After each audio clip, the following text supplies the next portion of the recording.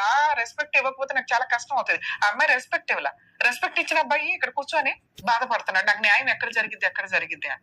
ఇక మీ కేసు విషయానికి వస్తే నాన్న, ఇది నేను ఇప్పుడు మాట్లాడింది జనరల్ టాపిక్. నిజంగా బాధేస్తుంది మాకు. లాకి రెస్పెక్ట్ ఇచ్చిన వ్యక్తి బాధపడుతున్నాడు ఇక్కడ. తెగిచ్చేసిన మనిషి ఏం చేయలేరు. ఎందుకంటే లేడీస్ ఏం చేయలేము ఈ రోజున. ఆ 2 కేసులు నీకు డైవర్స్ వస్తాయి కన్ఫర్మ్, డౌట్ లేదు. 498 నువ్వు గెలుస్తావు ఇప్పటికి ఓ 3 years కి. అలానే నువ్వు ఇప్పుడు సెకండ్ మ్యారేజ్ చేసుకున్నావు అనుకో, మళ్ళీ ఏదో పనికి మళ్ళీ కేసు ఫైల్ చేస్తావు. అవునా? ఇక్కడ లా ఏముంది అనేది ఫస్ట్ మీరు తెలుసుకోండి. ఆ అమ్మాయి ఎంత మిస్టేక్ తో పాటు క్యారెక్టర్ లెస్. నేను అసలు మాట్లాడట్లే అమ్మాయి గురించి, అదే ఎంతసేపు మాట్లాడా.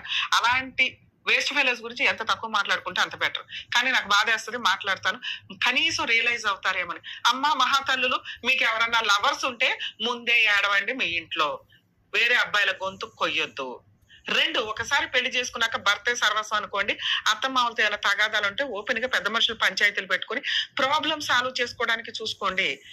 ఎవరికి తగాదాలు లేకుండా కుటుంబాలు దాటడం కుదరదు. రిలేషన్సే అలాంటివి.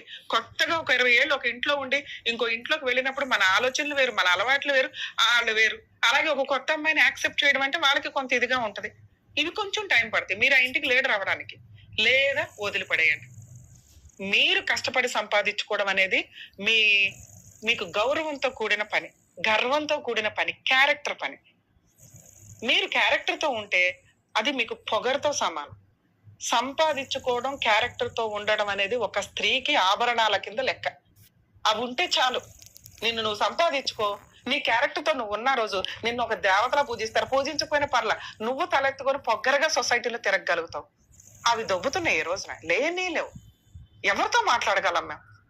లీగల్ ప్రాసెస్ లో ఆ అమ్మాయి లాంటి వాళ్ళకి ఏం చెప్తున్నాను, మీలాంటి వాళ్ళకి చెప్తున్నాను.